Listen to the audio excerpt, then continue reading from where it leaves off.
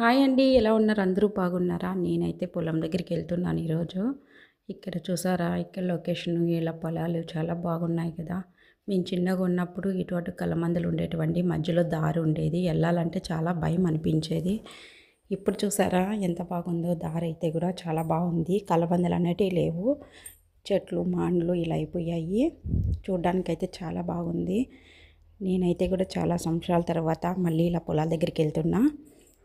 వెళ్తుంటే చూసారా లొకేషన్ ఎంత బాగుందో. ఇట్లే మా పొలాల దగ్గరికి వెళ్ళాలి. అక్కడ చూసారా ఇవైతే జామకాయలు ఉన్నాయి. జామకాయలు కాదండి, ఈ కంపకాయలు. చూడడానికి అలా అనిపిస్తుంది. ఇక్కడైతే కూడా కొంచెం వంకలాగా పోయేది, నీళ్లు పోయేటప్పుడు వర్షాలు పడితే. ఇక్కడ చాలా ఆడుకునే వాళ్ళం మేము చిన్నగా ఉన్నప్పుడు.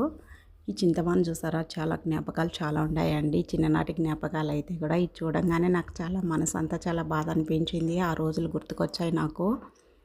ఇప్పుడు చూసారా ఎలా అయిపోయిందో. ఇక్కడ మా నాన్న పొలం దున్నుతున్నాడు. మా అమ్మ కోసం అనేసి నేను వెతుకుతున్నా, మా అమ్మ ఎక్కడుందా అని. ఇలా మా అమ్మ కోసం వెళ్తుంటే నాకు ఇలా పువ్వులు చాలా అందంగా కనపడ్డాయి.